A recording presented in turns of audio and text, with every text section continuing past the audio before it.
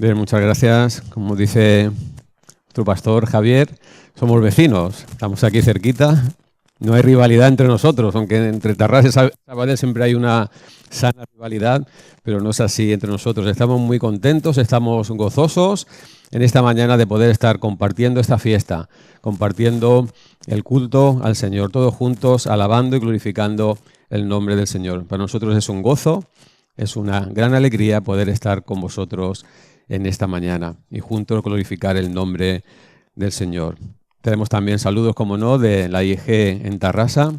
Nos trasladan pues ese saludo los hermanos de allá para todos vosotros. Es un gozo ver cómo la iglesia va creciendo aquí en Sabadell. El Señor está bendiciendo de una manera pues abundante y es motivo de gratitud al Señor. Muy bien, vamos a tener una palabra de oración. Sí, Señor, te damos inmensas gracias, Señor, por este privilegio, Señor, que tú nos concedes en esta mañana de como pueblo tuyo estar en tu presencia, glorificando tu nombre, Señor. Hemos estado alabando tu nombre, Señor, a través de las alabanzas, Señor, hemos expresado lo que hay en nuestros corazones, esa profunda gratitud, ese profundo reconocimiento por lo que tú eres, por lo que tú has hecho en nuestras vidas, como tú obras de una manera abundante y maravillosa en nuestras vidas. Queremos, Señor, ahora que tú nos hables, Señor, a través de tu palabra. Yo te ruego, Señor, que tú me uses, este siervo inútil, Señor, que tú me uses, Señor, con poder en esta mañana, Señor, para poder transmitir con sencillez, con claridad y con fidelidad tu palabra. Tu palabra es viva y es eficaz y es más penetrante que espada de doble filo. Te rogamos, Señor, que penetre todo lo profundo de nuestros corazones tu palabra, Señor, en esta mañana. Señor, seamos transformados por el poder de ella y que tu Santo Espíritu la aplique con poder en nuestros corazones. Te lo presentamos todo, en ti esperamos y en ti descansamos, en el nombre que es sobre todo nombre, en el nombre del Señor Jesús. Amén. En más de una ocasión, el Señor Jesucristo advirtió a sus discípulos que por causa de Él, de seguirle a Él, ellos iban a ser perseguidos, iban a ser aborrecidos por el mundo. En el mundo tendréis aflicción. El apóstol Pablo también nos dice en 2 Timoteo, en el capítulo 3, versículo 12, si alguno quiere vivir piadosamente en este mundo, sufrirá persecución. Sufrirá persecución. El simple hecho de seguir a Cristo es motivo suficiente para recibir persecución, para recibir rechazo de parte del mundo. Dice el Señor en Juan 15, 18, 20, si el mundo os aborrece, sabed que a mí me ha aborrecido antes que a vosotros. Si fuerais del mundo, el mundo amaría lo suyo. Pero porque no sois del mundo, antes yo os elegí del mundo, por eso el mundo os aborrece. El siervo no es mayor que su Señor. Si a mí me han perseguido, también a vosotros os perseguirán. Y hermanos, la pregunta que nos podemos hacer en esta mañana es, ¿por qué esa hostilidad hacia Cristo y hacia los suyos?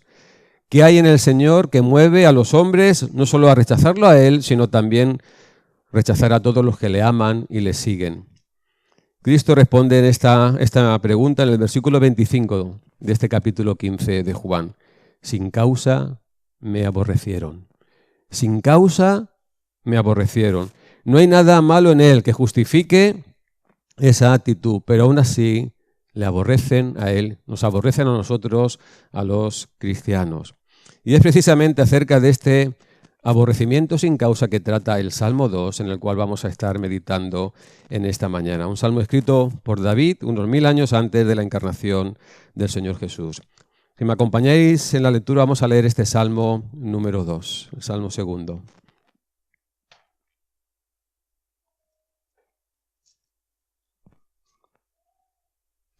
Dice así la palabra del Señor.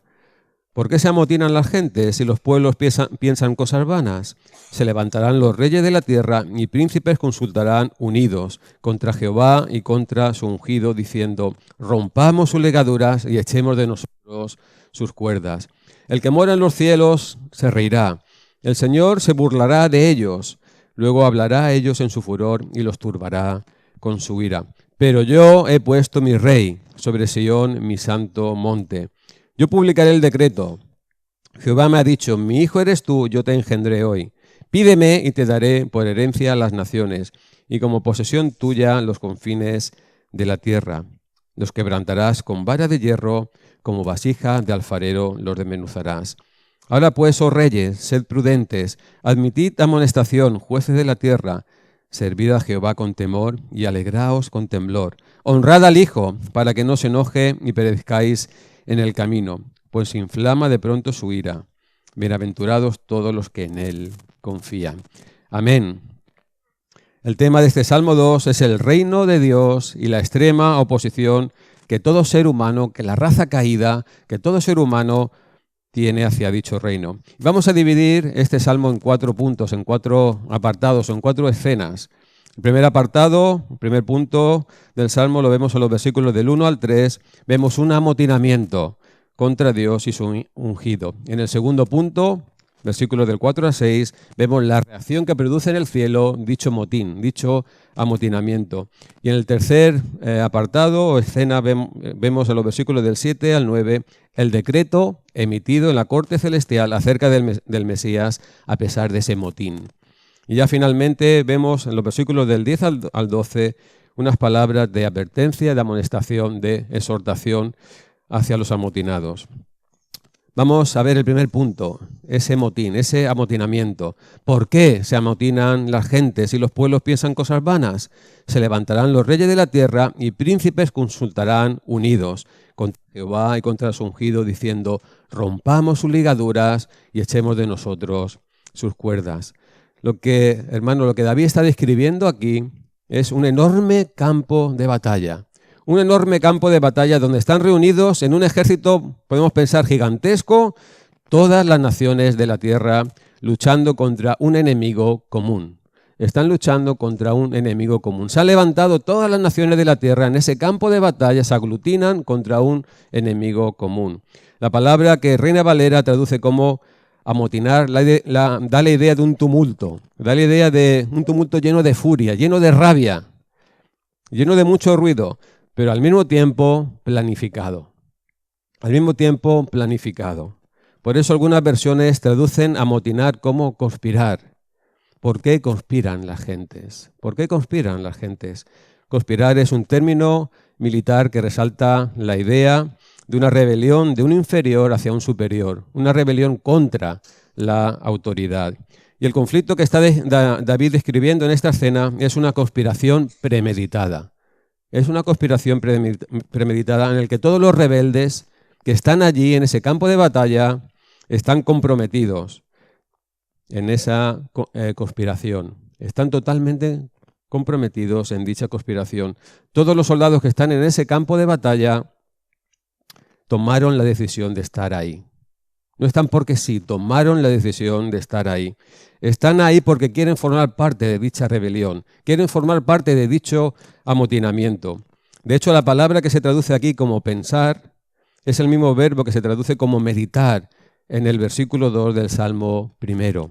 ¿Os acordáis? Así como el justo medita con deleite en las Escrituras, del mismo modo estos individuos están maquinando contra Dios en lo más profundo de sus corazones. Y maquinan cosas vanas. Están maquinando mentiras.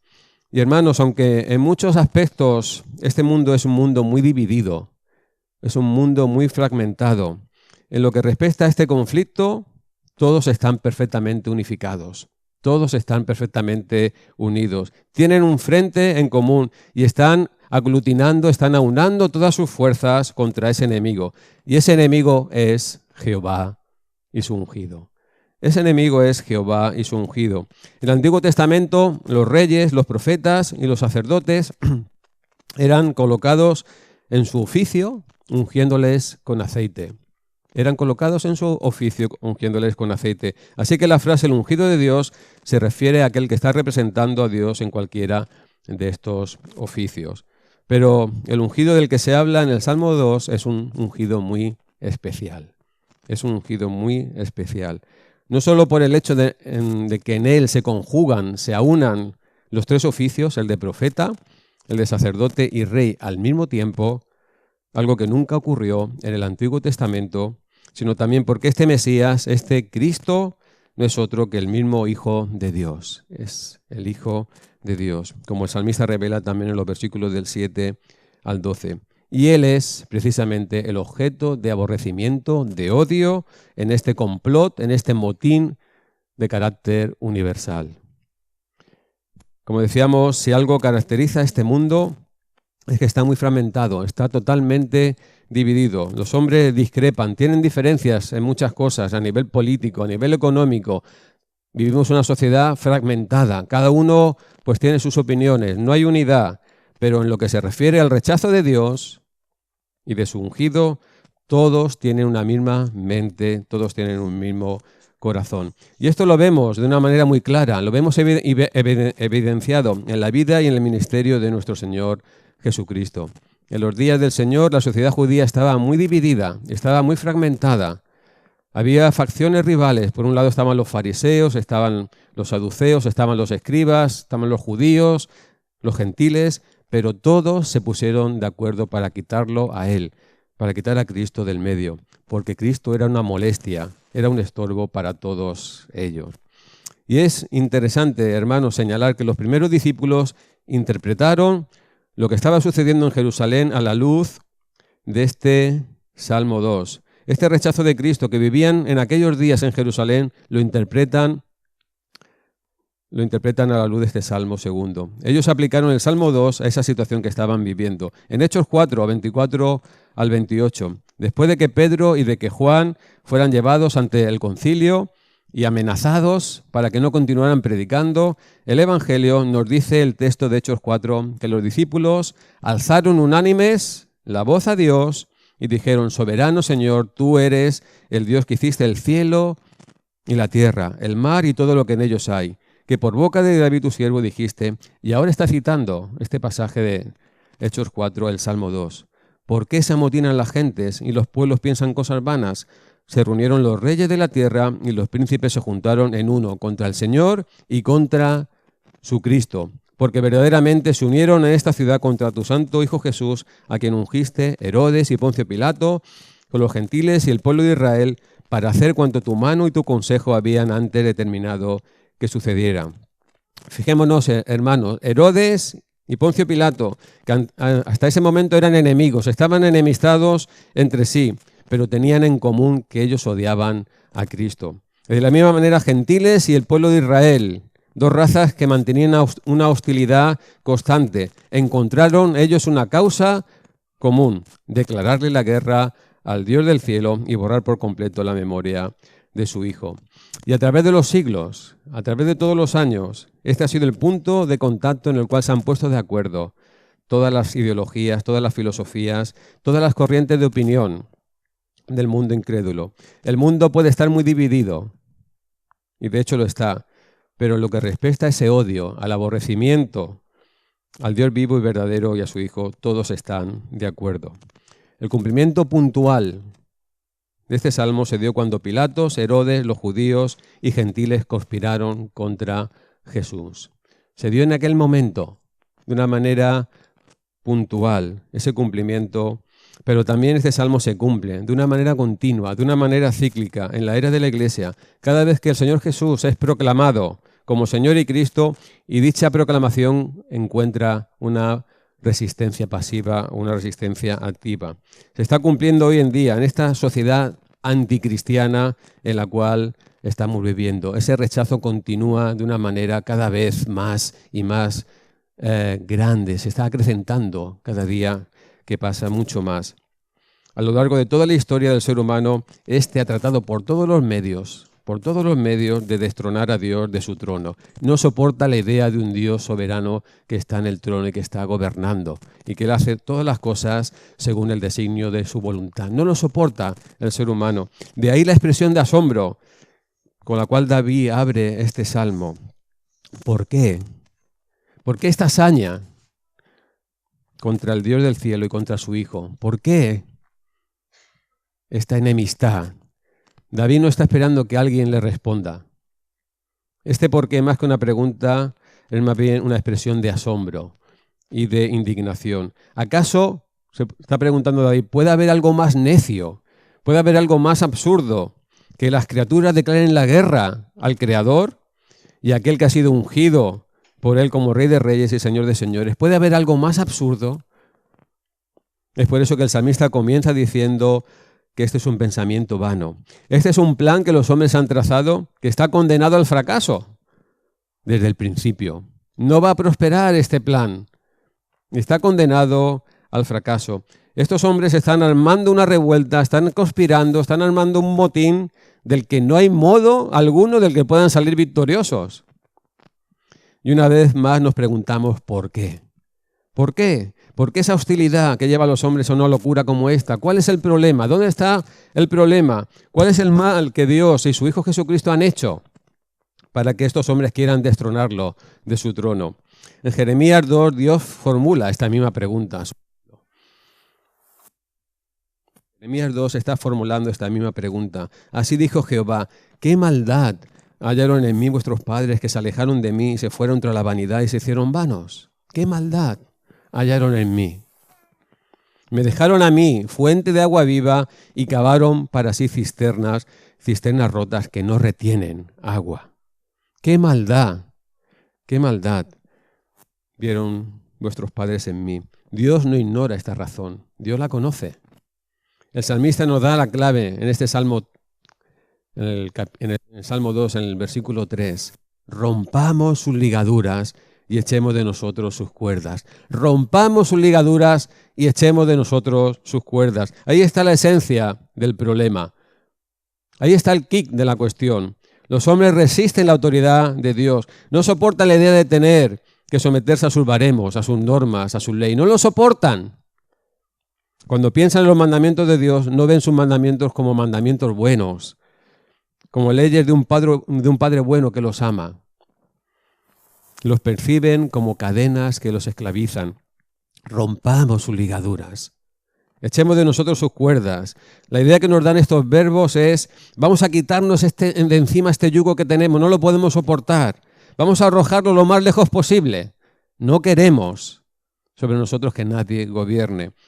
El problema del hombre incrédulo no es un problema intelectual, es un problema moral. Es un problema moral. Si Dios se limitara a dar buenos consejos o a hacer el uso de su poder para hacernos la vida más llevadera, más placentera, nadie querría destronarlo de su trono. Los hombres no tienen problemas con la idea de Dios misma, en sí misma. El hombre es un ser eminentemente religioso. La mayoría de los hombres tienen en sus mentes sus propios conceptos acerca de la divinidad. Y con ese ser divino que ellos han forjado, pues en su mente, en su imaginación, se sienten en paz, se sienten cómodos, no tienen ningún tipo de problema. El ser humano ha hecho un Dios a su medida, un Dios que puedan manejar, que puedan utilizar, un Dios que no les incomode. Y con este Dios hecho a su medida no tienen ningún tipo de problema. Pero el salmista no está hablando aquí de una idea general y abstracta de Dios que cada cual puede moldear o puede manipular a su gusto. Él está hablando de Jehová. Él está hablando de Jehová, el Dios que se ha revelado a través de su creación y a través de su palabra, tanto escrita como encarnada a través del Señor Jesucristo. Está hablando de Jehová, quien ha diseñado un plan de redención en la persona de su Hijo, nuestro Señor Jesucristo. Él está hablando de ese Dios que no ha claudicado, que no ha renunciado a su derecho de ser Dios y que demanda obediencia de sus criaturas. De ese Dios está hablando el salmista. Es ese Dios y su Cristo el objeto de la hostilidad del corazón humana. ¿Por qué? Simplemente por el hecho de que es Dios y ejerce como Dios. Simplemente por el hecho de que es Dios y Él ejerce como Dios. En la parábola de las 10 minas, ¿os acordáis? En Lucas 19, el Señor Jesucristo ilustra este mismo problema, esta misma situación en la historia de un hombre noble que nos dice que se fue a un país lejano para recibir un reino y volver. Pero sus conciudadanos le aborrecían y enviaron tras él una embajada diciendo: no queremos que reine sobre nosotros. No queremos que reine sobre nosotros. ¿Qué significa esto? Este es el problema. No queremos que reine sobre nosotros. El ser humano no quiere que ninguna persona, ni Dios mismo, le diga: estas son las normas, estas son las leyes, y debe vivir conforme a esas normas y conforme a esas leyes. rompamos sus ligaduras, echemos de nosotros sus cuerdas, no lo queremos. Estas palabras resuenan también en el Edén. ¿Os acordáis? Es la gran mentira que el diablo puso en la mente de Adán y de Eva en el huerto de Edén, cuando les prometió que si quitaban de encima la autoridad de Dios, serían como Dios. Esa es la gran mentira que sigue instalada en el corazón del ser humano. Como algún comentarista ha afirmado, el ensalzamiento del hombre no sería completo mientras Dios de alguna manera siguiese viviendo. Había que matar a Dios. Había que matar a Dios. Y ahí la gran empresa, el gran objetivo del ser humano. El hombre quiere ser su propio Dios. Para eso tiene que quitar de en medio al único Dios vivo y verdadero. Ahora bien, hermanos, ¿cómo reacciona Dios ante ese amotinamiento, ante ese complot universal? ¿Acaso hay alarma en el cielo por esa conspiración humana? ¿Está preocupado Dios por esa conspiración? ¿Acaso está asustado? Vemos la reacción, en segundo lugar, la reacción del cielo. El que mora, versículos del 4 al 6, el que mora en los cielos se reirá. El Señor se burlará de ellos. Luego hablará a ellos en su furor y los turbará con su ira. Pero yo he puesto mi rey sobre Sión, mi santo monte. Hemos visto en el primer lugar ese campo de batalla en el que veíamos ese gran tumulto, miles y miles de personas gritando, agitando sus brazos y gritando consignas en contra de Dios y en contra de su ungido. En este segundo apartado vemos a ese mismo Dios sentado en su trono, sin el menor grado de agitación o de turbación o de preocupación. Podríamos decir que Dios ni se inmuta. Dios ni se inmuta, está sentado sobre su trono. Dios no se pone nervioso por la conspiración de los hombres, no tiene ninguna señal de preocupación. Él es el Rey soberano, Señor de señores. Él está al tanto de todo lo que está sucediendo en la tierra. Él conoce perfectamente lo que hay en el corazón del ser humano, conoce perfectamente lo que está tramando, de cómo en lo más íntimo de su ser desearían darle un golpe de estado, de cómo quisieran destronarle de su trono para no tener que cumplir su voluntad. Pero eso no provoca la menor señal de preocupación en Dios. No se preocupa en absoluto. Se trata de una conspiración, de un motín tan absurdo que lo único que provoca es la risa de Dios. El que mora en los cielos se reirá, pero no con una risa de deleite, o de satisfacción, o de placer.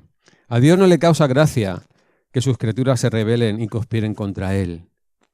El único objeto de burla aquí es la soberbia del hombre, la arrogancia del hombre, no el sufrimiento que finalmente va a acarrear para el hombre esa soberbia y esa arrogancia. Dios se burla aquí de esa tremenda necedad del hombre de querer rebelarse contra Él. De eso se está burlando aquí Dios. Dios es misericordioso y compasivo. En este mismo salmo al final lo vemos, como da consejos al amotinado, lo veremos más adelante, para que abandonen esa actitud, para que depongan esa actitud rebelde. Por eso envió a su Hijo a morir en una cruz por nuestros pecados. Pero el salmista quiere que entendamos que desde la perspectiva del cielo esta rebeldía es completamente ridícula. Es una verdadera locura lo que el hombre está tramando.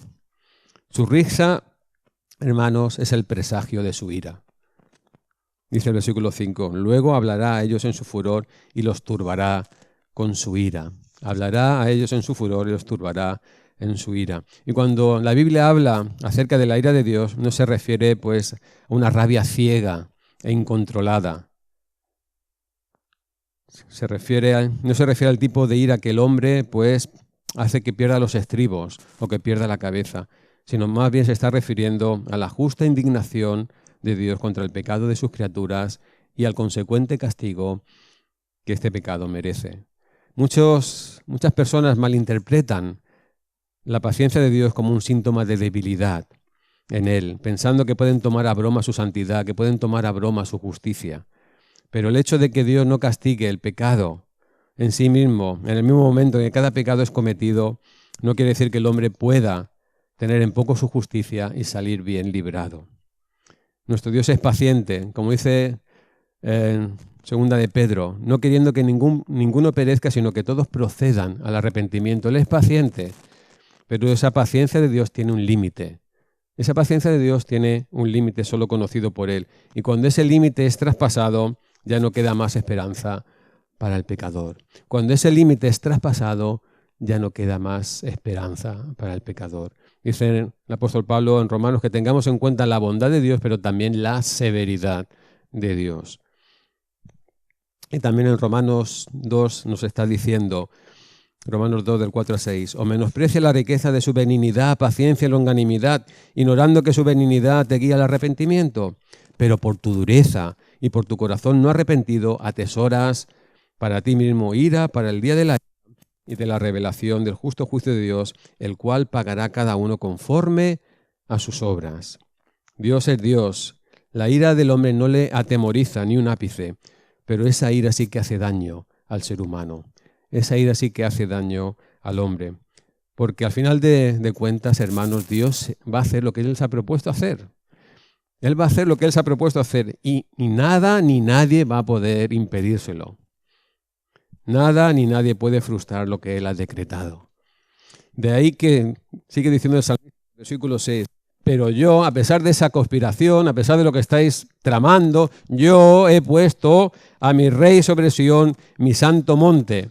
Yo lo he decretado y yo he puesto a ser rey sobre Sión, mi santo monte. Los hombres pueden amotinarse, pueden aglutinarse, pueden aunar sus fuerzas, pueden hacer lo que quieran, pueden gritar consignas, pero Dios les dice, yo ya he tomado una decisión. Yo ya he tomado una decisión, dice Jehová. Yo he puesto mi rey sobre Sión, mi santo monte. Vemos en los países democráticos cómo pues, los presidentes de gobierno, pues me acuerdo cuando la guerra de Irak o de Afganistán, cómo tienen que buscar el consenso del Congreso para poder enviar las fuerzas militares a la contienda. Tenía el presidente que no podía tomar sus decisiones por sí mismo. Hermano, nuestro Dios no es un presidente democrático que necesite para actuar el consenso de sus criaturas. Él no necesita el voto de una Cámara de Representantes para tomar una decisión. Él es soberano, todopoderoso. Por eso no tiene la menor importancia, el hecho de que los hombres se amotinen para borrar de una vez por todas la memoria de su Hijo. Él, en el ejercicio pleno de su soberanía, constituyó a Cristo como Rey de Reyes y Señor de señores. La humanidad entera puede oponerse a esa decisión, puede patalear, puede hacer lo que quieran, pero eso no cambia ni un ápice el hecho de que, como dice Pedro, este Jesús, a quien vosotros crucificasteis, Dios lo ha hecho Señor y Cristo. Dios lo ha hecho Señor y Cristo. Exactamente lo que hicieron los hombres para destruir al Mesías es lo que Dios usó para su coronación. Todo lo que los hombres maquinaron contra Jesús formaba parte del plan eterno de Dios. Por medio de su muerte en la cruz, el Mesías obtuvo la más grande de las victorias que en general alguno haya podido obtener. Su humillación fue el camino de su exaltación. Lo hemos leído en el pasaje de la lectura congregacional. Pablo nos dice en Filipenses 2 que nuestro Señor Jesucristo, siendo en forma de Dios, no estimó el ser igual a Dios como cosa que aferrarse, sino que se despojó a sí mismo, tomando forma de siervo, hecho semejante a los hombres, y estando en condición de hombre, se humilló a sí mismo, haciéndose obediente hasta la muerte y muerte de cruz. Pero ese no es el fin de la historia. Sigue diciendo Pablo, por lo cual Dios también lo exaltó hasta lo sumo y le dio un nombre que es sobre todo nombre, para que en el nombre de Jesús se doble toda rodilla de los que están en los cielos y en la tierra y debajo de la tierra, y toda lengua confiese que Jesucristo es el Señor, para gloria de Dios Padre. Amén. Este Jesús a quien vosotros crucificasteis, Dios lo ha hecho Señor y Cristo. Este Jesús a quien crucificasteis, Dios lo ha hecho Señor y Cristo. No importa lo que el hombre piense, no importa lo que el hombre haga. Dios no pide la opinión del ser humano. Dios ya lo ha decretado y ya lo ha hecho. Ha puesto su rey sobre Sión, su santo monte. Y aquí tenemos una aplicación, hermanos, para nosotros, una enseñanza que podemos aplicarnos hoy día. Queridos hermanos, no importa lo alto que levanten sus voces los conspiradores en los medios de comunicación, que lo están haciendo, en las universidades, que lo están haciendo, están levantando sus voces en contra, siguen levantándola en contra de Dios y de su Mesías. En los colegios, en los gobiernos. No importa todas las tramas que el hombre está urdiendo, dirigido e influenciado por Satanás para derrocar a Dios de su trono, porque el hombre sigue haciéndolo, no quiere que Dios gobierne sobre ellos. Nuestro Dios está sentado en su trono, llevando a cabo su plan soberano, y Él ha decretado que nuestro Señor Jesucristo reine como autoridad absoluta por los siglos de los siglos. Y nada ni nadie lo va a poder impedir, porque para eso es Dios. Aunque las naciones se subleven contra el Señor y su ungido, Cristo es supremo sobre todas ellas. Cristo es supremo sobre todas ellas. Después de todo, esas naciones son su herencia. Esas naciones son su herencia. Sobre esto Abraham Kuyper comenta: no existe la más mínima pulgada cuadrada en todo el universo sobre la que el Cristo resucitado no puede decir: mía es y hago lo que yo quiero con ella. Y hermanos, en estas situaciones tan dramáticas que nos pueden tocar vivir, que vemos a nuestro alrededor, de guerras, de atentados, de amenazas, nos tiene que infundir por un lado tristeza, por un lado dolor, pero por otro lado también paz y tranquilidad, sabiendo que nuestro Padre Celestial, Él es el Señor de los ejércitos, tiene el control de todas las cosas, tiene un plan para la humanidad, tiene un plan para su pueblo y Él lo va a llevar a término, Él lo va a cumplir, Él lo va a ejecutar, lo quiera el hombre o no lo quiera. Y también a nivel personal, hermanos, qué consuelo saber que nuestro Padre es el Todopoderoso, qué consuelo saber que nada pasa en nuestras vidas por casualidad. Dios lo ha ordenado. Todo lo que te pasa, Dios lo ha ordenado, Él lo controla, nada sucede por casualidad. Cuando hay pruebas, tribulaciones, adversidades, enfermedades, qué tranquilidad, qué gozo, hermanos, saber que en todo ello hay un propósito, que no es otro que el de estar formando la imagen de Cristo en nosotros. El Señor, a través de las pruebas, de las tribulaciones, está forjando para la eternidad la imagen del Señor Jesús en nosotros. Dios ha preparado nuestras aflicciones, ha preparado nuestras tribulaciones, ha preparado nuestras enfermedades para nuestro bien. Qué consolador es saberlo, que Dios añadirá su bendición día tras día cuando estemos pasando por pruebas, por medio de la fe, por medio de la obediencia, Saber que en Jesucristo Dios siempre añade su bendición. En Jesucristo Dios siempre añade su bendición para nosotros. Él está añadiendo bendición tras bendición a través de todas las circunstancias que nos ocurren. Hermanos, el Señor Jesucristo tiene todo el poder, como vemos en Mateo 28. Toda potestad, todo poder me es dado. Me ha sido dada en el cielo y la tierra. Por tanto, id y haced discípulos a todas las naciones. Id y haced discípulos a todas las naciones. Y es precisamente acerca de esto que trata el tercer punto, versículo del 7 al 9. Vemos el decreto emitido en la corte celestial. Leemos: yo publicaré el decreto. Jehová me ha dicho: mi hijo eres tú, yo te engendré hoy. Pídeme y te daré por herencia las naciones y como posesión tuya los confines de la tierra. Los quebrantarás con vara de hierro, como vasija de alfarero los desmenuzarás. El que está hablando ahora en esta escena es el Hijo en su calidad de Mesías. El decreto que fue emitido en la corte celestial el día de su coronación es ahora dado a conocer por el mismo Cristo. Jehová me ha dicho: mi hijo eres tú, yo te engendré hoy. Y mucho se ha comentado, hermanos, acerca del verdadero significado de estas palabras.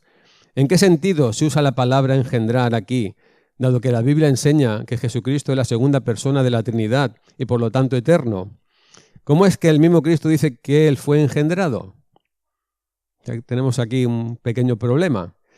No olvidemos, hermanos, una regla hermenéutica. La Biblia es su propio intérprete. La Biblia se interpreta ella misma. No es necesario que nos pongamos a especular en cuanto al significado de esta declaración, porque la misma Biblia lo explica. Recordemos, hermanos, que Dios hizo un pacto con David y le dijo que de su descendencia siempre habría uno que se sentaría en el trono de Israel. Y una de las promesas que estaban incluidas, estaban comprendidas en el pacto que Dios hizo con David, es que siempre habrá un hijo suyo en el trono de Israel, que en una forma muy especial vendría a ser adoptado como hijo de Dios, segundo versículo del 7 al 14. En el contexto de ese pacto davídico, dice, 2 Samuel 7:14, yo le seré a él padre y él me será a mí hijo. Todos sabemos que el cumplimiento de esa promesa apunta de una manera especial al Mesías, nuestro Señor Jesucristo. Él es la simiente de Abraham, el gran descendiente de David. Y aunque Él es el Hijo eterno de Dios, como el Mesías descendiente de David, Él fue colocado en esa posición. ¿En qué momento de la historia? ¿Cuándo sucede esto? Pues después de su resurrección. Después de su resurrección. Después de la muerte de Cristo, Él vino a ser coronado como el Mesías victorioso y esto ocurre después de su resurrección. No fue hecho hijo de Dios, fue declarado hijo de Dios por la resurrección de entre los muertos. Y es así como el Nuevo Testamento interpreta esta declaración. Podemos leer en Hechos 13 del 26 al 37. Dice así, varones hermanos, hijos del linaje de Abraham, y los que entre vosotros teméis a Dios, a vosotros es enviada la palabra de esta salvación, porque los habitantes de Jerusalén y sus gobernantes, no conociendo a Jesús, ni las palabras de los profetas que se leen todos los días de reposo, las cumplieron al condenarle, y sin hallar en él causa digna de muerte, pidieron a Pilato que se le matase. Y habiendo cumplido todas las cosas que de él estaban escritas, quitándolo del madero, lo pusieron en el sepulcro. Mas Dios le levantó de los muertos. Y él se apareció durante muchos días a los que habían subido juntamente con él de Galilea a Jerusalén, los cuales ahora son testigos ante el pueblo. Y nosotros también nos anunciamos el evangelio de aquella promesa hecha a nuestros padres, la cual Dios ha cumplido a los hijos de ellos, a nosotros resucitando a Jesús, como está escrito también en el Salmo 2, mi hijo eres tú, yo te he engendrado hoy. Y en cuanto a que le levantó de los muertos para nunca más volver a la corrupción, lo dijo así, os daré las misericordias fieles de David. Por eso dice también en otro salmo, no permitirás que tu santo vea corrupción, porque a la verdad David, habiendo servido a su propia generación según la voluntad de Dios, durmió y fue reunido con sus padres y vio corrupción. Mas aquel a quien Dios levantó no vio corrupción. Y en Romanos 1, del 1 al 4, leemos, Pablo, siervo de Jesucristo, llamado a ser apóstol, apartado para el Evangelio de Dios, que él había prometido antes por sus profetas en las Santas Escrituras, acerca de su Hijo, nuestro Señor Jesucristo, que era del linaje de David según la carne, que fue declarado Hijo de Dios con poder según el Espíritu de Santidad por la resurrección de entre los muertos. Jesús fue declarado Hijo de Dios por la resurrección de entre los muertos. Y es ahora, hermanos, en su calidad de Mesías resucitado, que Cristo comisiona a sus discípulos para que prediquen el Evangelio en su nombre a todas las naciones, llamando a los hombres al arrepentimiento. De ahí las palabras de Dios el Padre a su Mesías, que David está recogiendo en el versículo.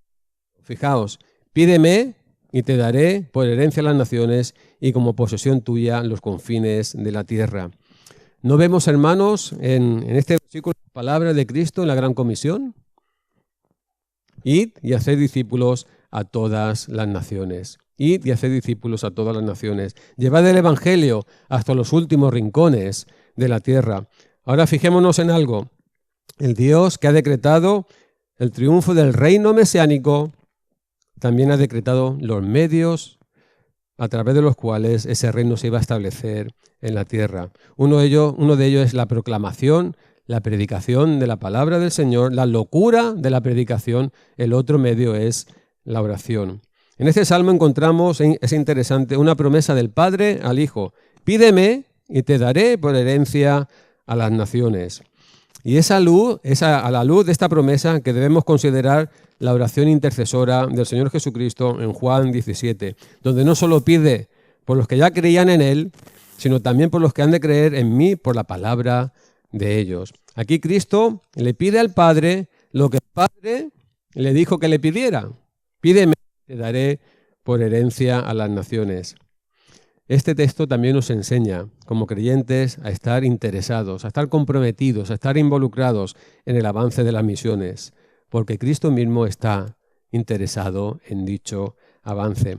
Los hombres pueden conspirar rabiosamente contra el reinado de Cristo en el mundo, pero esa conspiración es inútil. Muchos han creído y muchos seguirán creyendo porque las puertas del Hades no prevalecerán contra la Iglesia.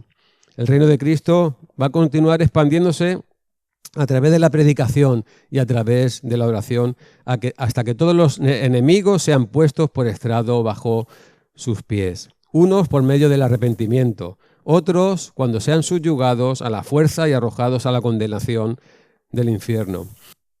Parte del Evangelio que a muchos no les gusta, pero que es tan parte del Evangelio como aquella que nos habla del amor y de la misericordia de Dios. Los que ahora rechazan su misericordia, algún día tendrán que encontrarse con Él frente a frente como juez. De ahí las palabras de exhortación y advertencia con la que concluye este salmo. Hermanos, tenemos una gran responsabilidad. Tenemos una gran responsabilidad que el Señor ha dado a su iglesia, de predicar el Evangelio, la de llamar a los hombres y a las mujeres al arrepentimiento. Somos embajadores en nombre de Cristo, como si Dios rogase por nosotros, y tenemos un mensaje: reconciliaos con Dios. Reconciliaos con Dios. Pidamos al Señor que nos dé amor y compasión por las almas perdidas. Prediquemos la palabra del Señor a tiempo y fuera de tiempo. Hermanos, prediquemos el Evangelio, porque el Evangelio son buenas noticias. Y son buenas noticias porque Cristo salva en verdad a pecadores. La ira de Dios contra el pecado ya no está dirigida a los que confían en el Señor Jesús como su Señor y como su Salvador. En vez de ello, Jesucristo ha cumplido todos los requisitos indispensables para nuestra salvación. Él los ha cumplido todos. Jesús nos liberta del pecado, nos libera de la culpa. Él murió en nuestro lugar. La ira de Dios cayó en Jesús, que se convirtió en nuestro pecado. Él es propiciación por nuestros pecados. La justicia de Dios quedó satisfecha en la obra perfecta de Cristo en la cruz del Calvario. Cristo fue castigado en nuestro lugar y todo esto ocurrió aunque Jesús no había pecado jamás. Las buenas nuevas del Evangelio son que Jesús murió para cargar con el castigo de nuestra transgresión. Dios lo trató como pecador para que en él recibiéramos la justicia de Dios. Gracias a esa obra salvífica contamos con un expediente limpio, una posición correcta delante de un Dios santo. Ahora su justicia es nuestra justicia. Hemos sido declarados justos y adoptados como hijos de Dios. Nuestra salvación y destino eterno descansa en la obra acabada y consumada de Jesús en la cruz del Calvario a favor de su pueblo. Prediquemos el Evangelio. Prediquemos a Cristo, porque sin Cristo no hay Evangelio. No hay buena noticia sin Cristo. Sin Cristo no hay Evangelio, porque no solamente trata sobre Él, sino que Jesús es el Evangelio. Qué gran privilegio y a la vez qué gran responsabilidad. Muy bien, pasemos al último punto. Vemos una palabra de exhortación, de advertencia hacia esos amotinados. Versículos del 10 al 12. Ahora pues, oh reyes, sed prudentes, admitid amonestación, jueces de la tierra, servid a Jehová con temor y alegraos con temblor. Honrad al Hijo, para que no se enoje y perezcáis en el camino, pues su ira. Bienaventurados todos los que en él confían. Estas palabras van dirigidas a los que están en autoridad, pero solo como representantes de todos los que han sumado a esa gran conspiración, a ese gran amotinamiento. Dado que no hay manera, no hay forma humana de que puedan tener éxito en esa empresa alocada y absurda a la que están embarcados, ahora el salmista los llama a pensar, a que recapaciten, a que piensen con sensatez. Y lo único sensato que pueden hacer es dejar su rebeldía, deponer su rebeldía y someterse humildemente bajo la autoridad de Dios. Es lo más sensato que pueden hacer. Y el salmista los está llamando a que recapaciten, que se sometan a la autoridad de su Hijo. Se espera de estos gobernantes que muestren discernimiento y que reciban esa amonestación. Ellos no pueden cambiar el decreto divino sobre el Rey de las Naciones. Un día todas las naciones doblarán su rodilla delante del Rey de Reyes y del Señor de Señores. Como consecuencia, les está llamando, deben adorar al Señor con gozo y con reverencia y honrar al Hijo que ha sido puesto sobre Sión, porque el Hijo ha sido puesto sobre Sión. Estas naciones tienen que reconocer que Él es el Rey y deben someterse bajo su autoridad. La expresión honrad al Hijo, que aparece en el versículo 12, significa literalmente besad al Hijo, besad al Hijo. Esta era una manifestación, una expresión de sumisión obediente y amante a alguien que estaba en autoridad. Pero fijémonos en algo importante. El Salmo concluye con una bienaventuranza. Concluye con una bienaventuranza para todos los que se refugian en Él. Bienaventurados todos los que en Él confían. La razón para abrazar el reinado del Mesías no reside solo en la amenaza de su ira, sino también en la bienaventuranza de todo aquel que se refugia bajo sus alas. Encontramos la historia de un coronel del ejército americano que estaba al frente, comandaba un escuadrón de soldados que se encontraban combatiendo en la guerra de Vietnam. Ningún soldado de su escuadrón tenía ningún problema en obedecer ciegamente a dicho coronel. Ninguno cuestionaba las órdenes del coronel. Si el coronel decía hay que ir por ahí, ellos iban por ahí. Si el coronel decía hay que ir por allá, ellos iban por allá. Nadie cuestionaba. Ahora, ¿por qué actuaban así? ¿Por qué actuaban de ese modo? La respuesta es que este coronel, cuando ellos combatían y llegaban al campo de batalla, él era el primero en que saltaba al campo de batalla. Era el primero. Si había disparos, él se exponía el primero a recibir esas balas. Antes que sus soldados, él ya estaba abajo. Cuando se retiraban después de haber combatido, él era el último que subía al transporte. Si había una última bala, pues él se arriesgaba a recibirla. Hasta que todos sus soldados no estaban a salvo, él no subía en dicho transporte. Esos soldados obedecían a su coronel con sumo agrado porque obedecían a alguien que estaba dispuesto a dar su vida por ellos. Estaba dispuesto a dar su vida por ellos. Hermanos, el rey que ha sido puesto por Dios como rey y señor, antes de ser exaltado, dejó su trono de gloria y vino a este mundo a servirnos, y lo hizo dando su vida en rescate por muchos, dando su vida en rescate por su pueblo. Y lo contemplamos en la cruz del Calvario diciendo, Dios mío, ¿por qué me has desamparado? Y él pasó por ahí, por aquellos momentos de profundo sufrimiento. Él experimentó ese abandono del Padre, esa comunión íntima que desde la eternidad él había mantenido con el Padre fue rota en aquel momento. Y él pasó por ahí, fue desamparado, para que nosotros no suframos el desamparo de Dios por toda la eternidad. Hermanos, ese es el Rey que tú y yo necesitamos. El Rey que tú y yo necesitamos. Hermanos, honrad al Rey. Besad al Rey. Honrad al Hijo. Besemos al Hijo. Honrad a Jesucristo, a aquel que pagó en la cruz el precio de la redención de su pueblo. ¿Y por qué honrarlo? No solamente por causa de su ira. Es que no existe en el mundo una persona más dichosa, más bienaventurada y más feliz que aquella que se arrodilla delante de Él y le dice, sí, Jesucristo, que se haga tu voluntad en mi vida, que se haga tu voluntad en mi vida. Hermanos y amigos, la ética del Evangelio no es una ética legalista, es una ética relacional. La pregunta es, ¿por qué lo es?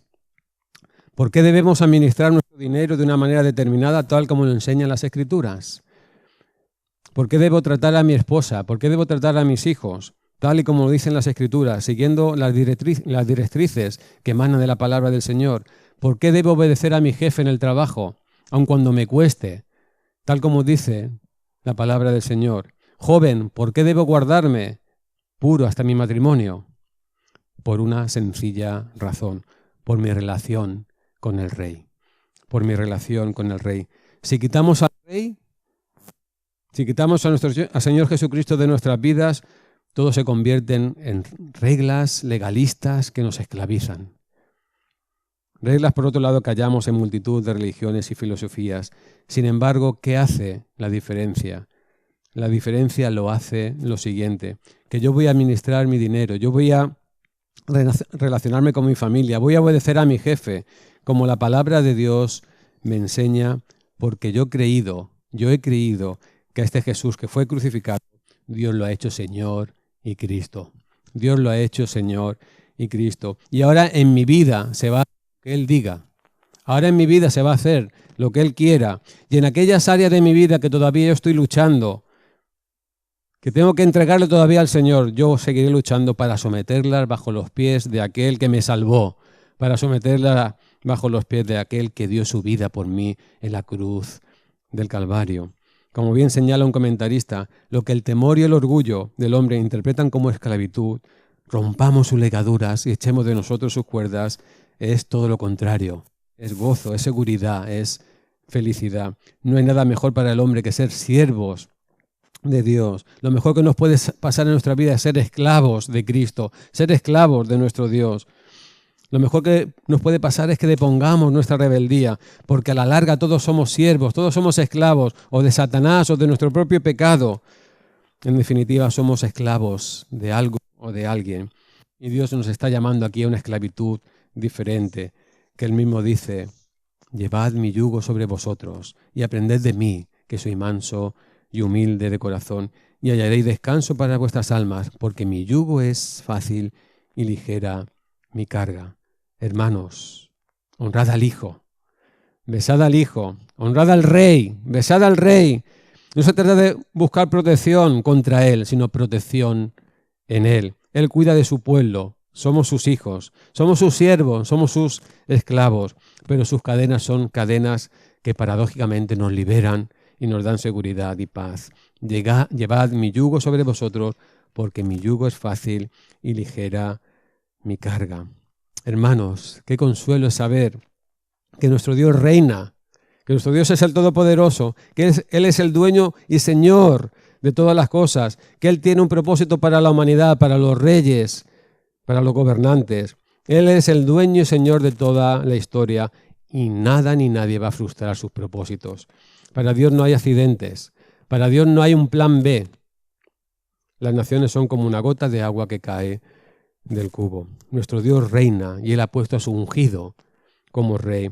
Y ese rey está viniendo a buscar a su pueblo, está viniendo a buscar a su esposa para establecer ese reino estable y eterno. Cobremos ánimo, hermanos. Cobremos ánimo, hermanos. En estos tiempos tan difíciles que nos toca vivir y que seguramente tendremos que pasar, seguir viviendo, todo está bajo el control de nuestro Dios, que a su vez es nuestro Padre celestial. Queridos hermanos, que quizá en esta mañana estáis aquí sentados y estáis pasándolo mal, estáis atravesando alguna enfermedad o problemas físicos o problemas emocionales o problemas económicos, problemas personales. Pensemos en estas verdades. Dios es soberano y Él cuida de nosotros. Él está haciendo una obra maravillosa en nosotros. A través de las pruebas, de las tribulaciones, Él está forjando ese carácter del Señor Jesús en cada uno de nosotros. El Señor cuida de los suyos. Somos ovejas de su prado. Las ovejas que el Padre le dio no perderá ninguna. Jesús es el fiador del pacto. El Señor Jesús se ha comprometido con el Padre y ninguno de los que el Padre le dio faltará. Él cuida de los suyos en todas las situaciones y en todas las circunstancias de nuestra vida. Recoge nuestras lágrimas y las pone en su redoma. Estamos inscritos en su pectoral. Qué gran consuelo en medio de este mundo tan convulso. Dios es demasiado sabio para errar y demasiado amante para hacernos derramar a nosotros una sola lágrima innecesaria. Y todo lo que está en su mano es moldeado conforme a su voluntad, conforme a su propósito eterno. Qué gozo es obedecer a nuestro Dios. Qué gozo es obedecer a nuestro Dios y todo lo que nos manda en su palabra, porque su yugo es fácil y ligera su carga. Y si en esta mañana hay alguien aquí que todavía no conoce al Señor, que no ha nacido de nuevo, debes saber que estás en guerra, estás amotinado contra el Dios del cielo. Y no tienes ninguna posibilidad de salir airoso de dicha contienda. Él es el Todopoderoso, a quien nadie puede detener su mano ni llamarlos a cuentas. Y Él ha decretado que toda rodilla se va a doblar y toda lengua va a confesar que Jesucristo es el Señor. Pero Él te da hoy, si todavía no lo conoces, Él te da hoy una oportunidad de venir delante de su presencia humillado. Hoy todavía su gracia sigue disponible para ti. No hay otro refugio en el cual puedas refugiarte. No hay otro nombre debajo del cielo en el cual puedas ser salvo, solamente en el nombre del Señor Jesucristo. Ven a Él, que la bienaventuranza de este salmo todavía está vigente, todavía está y puede ser tuya, pero tienes que venir en arrepentimiento y fe.